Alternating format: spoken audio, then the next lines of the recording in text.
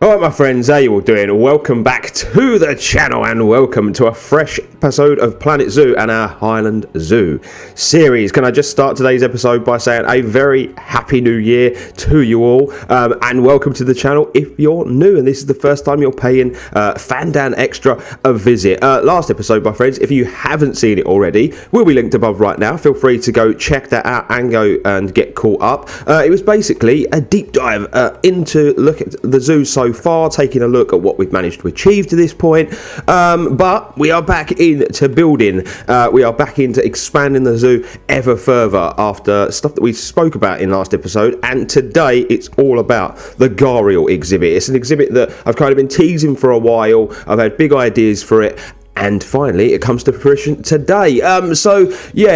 Essentially it's not the biggest enclosure. It doesn't need to be for the Gharials, but it was one of the more technical builds. I will say that. Obviously, deep water, I do, like a viewing platform above, and I do an underwater viewing area as well. It's sort of like it looks like a cave on the outside, but essentially it is a building. I went down that sort of route. You're going to see that, as the episode goes on today, and I'm really happy with the way that this exhibit comes out. And they're not one of the big marquee animals that are going to be in the zoo, but I definitely think that it's one of the nicer exhibits that I've made to this point. I'm pretty happy with all the exhibits that I've made, but I just think the way that this is planted, the way the rocks are done, it looks really nice. One thing I do want to say as we get into today's episode, as you watch this speed build, is that I want to apologise for the way that today's episode is sort of edited. It's a bit of a hot mess, really. It's organised chaos, and the reason for that is that I had a lot of problems with the zoo while I was building. You will know that last episode we opened the doors to the zoo and had people start coming in, and you're going to notice there's no one in the zoo at the moment. I had to close the doors to the zoo because it was just, I was having problems with the guest, and then on top of that, we had a bit of a disease outbreak with the Komodo dragons. Then I've noticed that there's a bit of a problem where the gorilla habitat's concerned. The adults are fine, but babies can escape. All of a sudden, babies can just walk through walls, essentially. It's very strange. It didn't happen before when we had the 3 youngsters, but now all of a sudden the 1 youngster we've got seems to just be able to walk through this certain wall. So I've got to take a look at that. When we get to the live section of today's episode as well, I'm going to talk to you about new ideas where Gorilla Kingdom's concerned and a change of plan. I think that it will be for the best.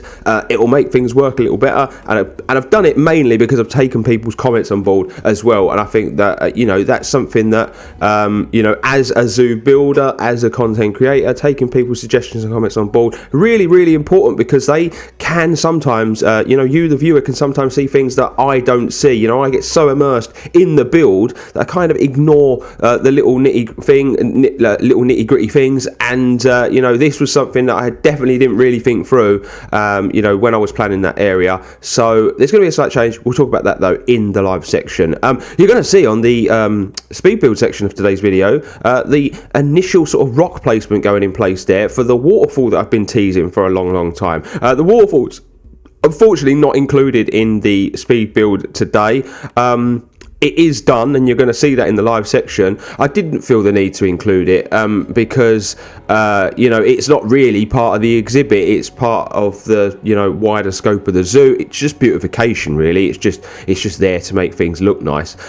So I haven't included that. And to be fair, it's just rock placement and a couple of water effects anyway. So it's nothing special. You're not really missing much. It's one of those things. We move on, we crack on, and we get cracking with this wonderful enclosure anyway. So as far as the Gharial are concerned, ladies and gents, they were always going to be sort of like a big one on the list for me into the zoo.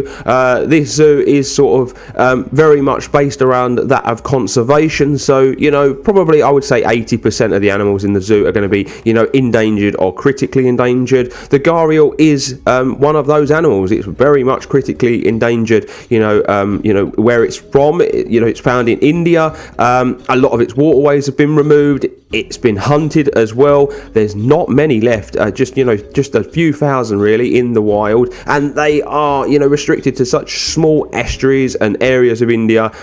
They've really been pushed out, the species, and it's such a shame. The male is a lot larger than the female, and although they are crocodilian, they mainly have a diet of fish. Their long snouts are built for catching fish. They don't really hunt land animals or anything like that, not like their bigger cousins like the saltwater croc and stuff. So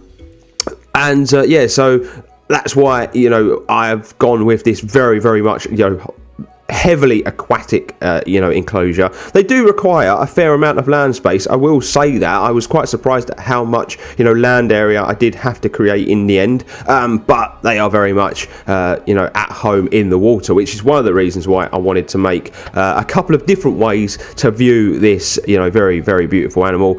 In the zoo, you're going to see that we keep this gets put in, deleted. There's a real issue where the pathing is concerned when you are creating water. I don't know if it's happening to everyone, but for me, if I create, if I do this area here, I've taken the water away, as you've just seen. I can't now fill that back up to the level that I wanted to. I have to delete the path out first, and then I can refill it, and then I have to put the path back. I genuinely think I deleted and put that path back.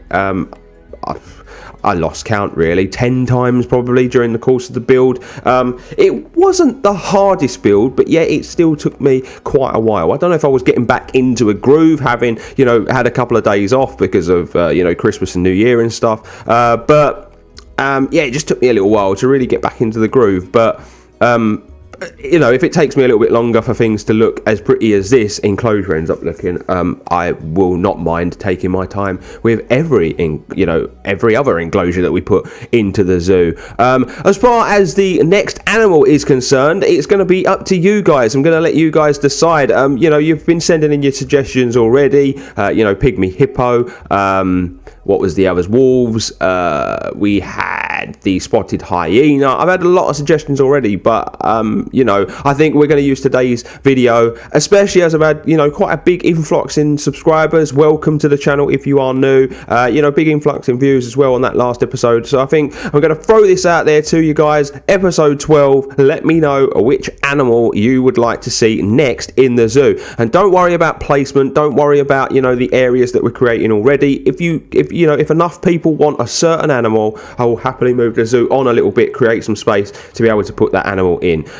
It's really not an issue. I don't mind one little bit. I'm all about just creating the best zoo and putting in the animals that you guys want to see. So in that comment section below, please do get your suggestions into me on the animal that you would like to see next. If you're not aware of the animals that are already in the game, you can head over to sort of like Planet Zoo's sort of website, or you can find the list of animals online. I believe there's about 80 odd animals, including the big ones and the small ones in the sort of exhibits. Someone did suggest a rainforest house recently. I'm waiting to see if they add a few more smaller animals before I do a rainforest house. I think that is a fantastic idea, and especially as we are sort of lending some ideas from London Zoo, we're using it as a bit of an inspiration. They have a very fantastic nocturnal and rainforest area. I absolutely love going in there, but in the rainforest area they have a lot of very small species of monkey. They have the sloths in there and a few species of bird, and I think that is something that this game misses. The smaller breeds of monkey, things like the sloth, and I think they would make fantastic animals for exhibits in the game. I could probably make the rainforest house and just put the lemurs in there. There's a couple of breeds of lemur in the game. I think they could work quite nice, but I do think that rainforest house would probably work a little better if we had a few more smaller animals. So essentially, where that's concerned, I'm sort of waiting for some more DLC. I know that means we could be waiting some time, but If not, if we get to a point where I do get a bit stuck, I do have backup options that I could use, for that sort of enclosure. So that was a great idea. Really, really, really, really love that. And the other suggestion that I had was an insect house. Now, where the insect house is concerned, I've already got a plan for the insect house. I just don't know where in the zoo it's going to go. I've got this idea for an insect house for it to start on sort of like a higher level, and as you go through the insect house you basically walk downwards. So as you're walking around, you walk down, and when you come to the exit you're actually on a completely different level to where you were in the zoo, and then it takes you to the next area. Remember what I said when I was when I first started this zoo, it was all about not just creating habitats and creating building, it was about creating an experience for each habitat that you go to, and I think that's really, really important, because that is something that zoos really, really think about. The gorilla house, for instance, at London Zoo, when you first walk in, to the area, you get met with a lot of, educational stuff. There's a statue that you can stand next to, which is obviously a life-size gorilla. So you compare your size, you compare handprints, footprints, and then you come into the main building, and then there's another secondary sort of educational centre where you can go in and you can actually sit and watch a video about gorillas. Then you can walk up, and that's where you come to this sort of glass viewing area, and you can also take a look at where the animals sleep and stuff. So it's a really fascinating area. It's a real sort of proper experience, and the same can be said for things like reptile houses. They force you to walk in a certain way. The same with aquariums, they force you to walk a certain way. So that's definitely something to think about when suggesting animals to me, and it's something that I think about heavily when I am creating these exhibits, because they have to be more of an experience, not just a case of here's a tiger, wham bam, thank you ma'am, see you later. That's kind of not how I want to create the exhibits, if I can help it, basically. You will see in the speed build at the moment we're just doing a lot of plant placement. This is one of those things where the actual exhibit itself is relatively easy to sort of get in, then it's all that nitty gritty boring stuff, the planting, putting in all of their sort of enrichment items, their food items, all that sort of thing. It's not the most exciting thing to watch, but it's nice to watch it because you kind of see it all come together. You kind of see it in its completed state, before your eyes. It is nice. It is a lot nicer to be able to see something when it's pretty much complete, because I realised that a lot of my builds to this point, they fade out before they're even complete, and then when we come to the live section, it's like, well, when did that bit happen, or when did you add that, or when did all that planting get done? Of course you're going to see some planting in the live section that's not made it into this, all of the external planting, all the stuff that's done around the edges, because trust me, you don't want to watch me do 3 hours of that. Although if you do want to watch me do 3 hours of that, I am on the verge of being ready to sort of go on to Twitch and live stream some stuff where this is concerned.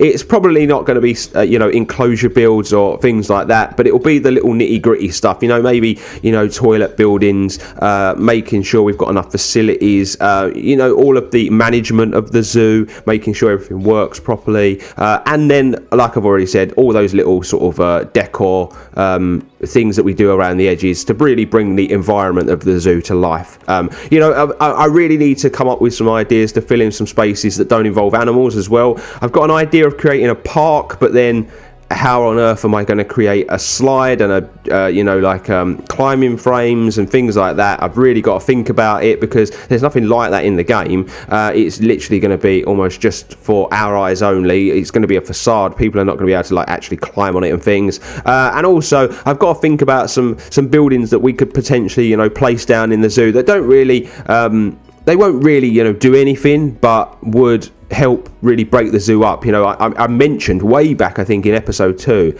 that I want to build an aquarium building, so that on the outside it would look like an aquarium. People could go in there and whatnot, but there wouldn't actually be any aquatic animals in there, because we don't have any in the game just yet. I'm hoping that down the line we are going to get like a DLC where we'll get fish and stuff like that, because I think a little aquarium in the zoo would be great. Most zoos, especially in England, have that. London Zoo's got one. Chester Zoo's is really, really cool.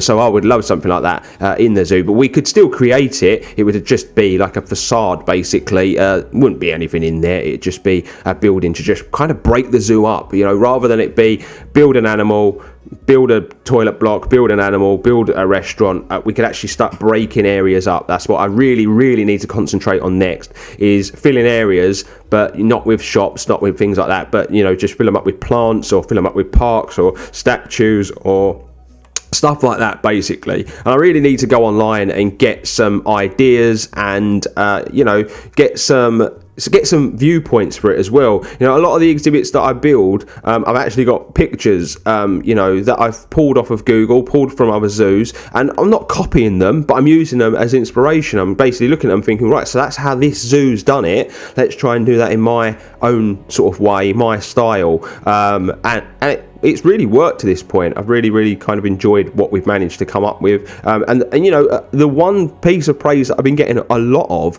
is that of the reptile house. People have said it's one of the better reptile houses they've seen someone create in the game, and they like the fact that reptile house carries on to some animals on the outside as well. And that it really, for a lot of people, the reptile house is a real plus to the build so far. They absolutely love it. It kind of probably helps that you're praising the reptile house so much, because we've only got one other sort of animal two other animals in the zoo where the flamingos and the gorillas are concerned, so there's not really too much else to talk about. But now that the Gharial are done, we're going to be pulling away from the reptile house a bit now. I've got some decorating to do. I've obviously still got the little fountain to make on the inside of the reptile house, but once they're done, we can kind of wash our hands of that area. We're only really going to be sort of looking at it once we do those the Zoo So Far episodes. I've kind of decided that I'm going to be doing that sort of episode every 10th episode, so the next one will be episode 20, and it'll be interesting to compare episode 10 and episode 20 and see exactly how much we can get done in the next sort of 9 episodes or so. So the zoo for me now is really going to come alive, and I think it's going to be really, really interesting to see. But my friends, I think for now that's all I am going to talk about. I think I'm going to leave you with the rest of the speed build and the beautiful music by this composer that we're using on the series. Enjoy the rest of the speed build, and I will see you real soon in the live section, where we get to see this wonderful habitat in its completed state.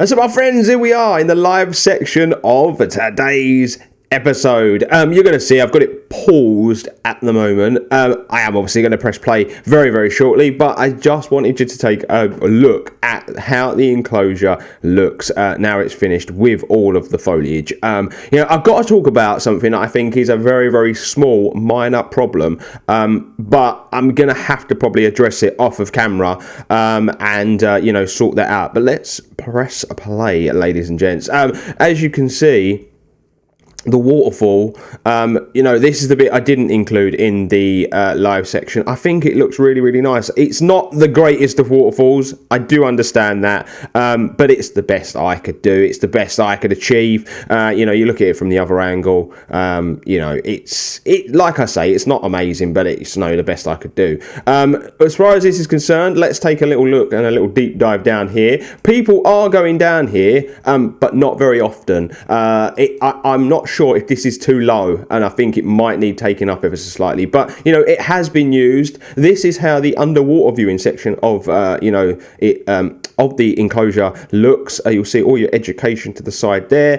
We've got these did you know boards that I made for the tortoises, and now I'm going to start using them all over the zoo, and this is how it looks. Ladies and gentlemen, you can see a little guy there, we've got the big boy here. So yeah, it's really cool actually. I think it works really, really well, the underwater viewing section, and you get a little glimpse of where the other viewing section is as well. So if you like this, then you can go over there, and head over there and take a look that way. So you come up here, you're going to see, look, watch this. See, they don't go down. They don't, some will go down. As you see, there were people down there. Others won't. It's very, very strange, and I think it might just be an issue that it is a little bit too low. So I am going to sort that out off cam to make sure that works. There's a lot of people in the zoo at the moment. Obviously, the doors are open now. There's going to be people in the zoo whenever we do the live section. But yeah, this is sort of like the viewing platform. You see this get built in the speed build, but I added a little information board in the middle. I think it works really, really nicely there. Obviously, they'll clip through it, but that's one of those things, ladies and gents. But yeah, it works really nicely, doesn't it? And it looks really nice. If you really step back and you take a look at this, enclosure, especially from this angle, I think that just looks really, really cool. Very, very different to anything else we've done. The staff building, the staff facility that you see get built, that just houses like another building for the animal and their food and stuff. I haven't done this as staff only, this one. I think I'm probably just going to leave this as it is. This door would always be locked, and I might just put staff only above it instead of putting one of those big staff only gates. And I'm just going to continue these fences. I'm going to put them in here and probably to here to this rock, and then we'll carry on with the design we have over there down here. This is temporary. This is going to get spruced up and made to look amazing. Just for now though, it had to be put in because we didn't have any power and whatnot to this section of the zoo. But yeah, I think when you really zoom out and you start looking at the zoo now, really starting to look nice. And this is one of the nicer exhibits I've made. I really, really like this. Just the way it looks more than anything, and all of it works. Like I say, it is a little glitchy where this cave's concerned. People aren't always going down there, but I think I can sort that out just literally by lifting this up ever so slightly. I think it just needs to go up a level. I just think maybe it's a little bit too low, and I think that was a mistake I made in using these shape pieces rather than wall pieces. If I'd have used wall pieces, I would have definitely got the right height. Just a little bit of a problem from yours truly, but look, as this guy goes cruising by the viewing platform, looks really, really nice. Now, the other thing I wanted to talk about in today's episode, today's live section of the episode, is that of Gorilla Kingdom. I've had a couple of problems where Gorilla Kingdom's concerned. The adults are fine, but the babies all of a sudden can just walk through this wall. So I need to deep dive and I need to sort that out. And the other thing is that you're going to notice something's gone from this enclosure, and that we've actually finished it off. The mandrills are no longer going to be housed next door. I've got a couple of reasons for this. One, I tested it. I started building the mandrills before I built the Gharial, and you are actually going to get the mandrills this episode. I'm actually going to pause this as not too much time goes by. I was actually going to build the mandrills this episode rather than the Gharial, but I started building it, and I was having a drop in frames. I was having it freeze. The gorillas were escaping. The mandrills were escaping every single time, no matter what I did. They just clipped through this wall. So this wall here, it's got wood on the outside, and they could just climb on the wood and it would clip through. So yeah, I thought I had to come up with another strategy, and I was like, well, I don't want to have to redecorate this whole building. I don't want to have to remove all that wood. You know, it works, it looks nice. And I just was like, do you know what? We're not going to put the Gharial, we're not going to put the mandrill there. Instead, what we are going to do is, as you can see, I've already started putting in this fence to fence off the area at the top. We're going to put a fence in, and then we're going to heavily wood all of this here, and we are going to put a waterfall. We're going to pull this right close. We're going to put a waterfall into here, and then we'll end up carrying the zoo on up here, and it'll be an enclosure. Maybe up here will be an enclosure that's got quite a bit of water in it, so it gives us a purpose to put that waterfall in. There is a level change here already, and we'll do another level change there, to take the people up, and that's what we're going to do. So we're just going to wood this in, and it's going to be basically a case of filling in some space that we don't want to fill in with another animal, because as I've already said, they are all pretty close, and someone did bring that to my attention, and it's something I really do need to start thinking about. So Gorilla Kingdom, with that said, is finished, ladies and gents. Other than this little problem I've got to fix where the young baby animals are concerned, Gorilla Kingdom is finished. You will see I've put the edge on there. I've put the fence on. I've decorated it all. See that you've got a jumping frame there. There's so much going on in here that we just have a few problems. It's all finished. All the windows are done, and I think it looks really, really cool. I'm really starting to work on things that clip. You'll see that sometimes things flash when we're walking around, and that's because there's a clipping between two elements. You need to kind of stop that, because that is something that's dropping the frames. So that's really something we've got to take a look at. That's it, ladies and gents. I don't really have much more to say where the live section is concerned. I really hope you've enjoyed today's episode once again. I'm going to leave you with a shot of the Gharial enjoying some grub. And my friends, we're done and dusted. If you're new to the channel, please consider hitting that subscribe button. It's really appreciated by your drop a like on the video if you've enjoyed it, and be sure to hit that bell notification button to never miss an upload. I said earlier in the comment section below, leave me your suggestions for the next animal you would like to see, and my friends, you stay extra, and I'll see you real soon.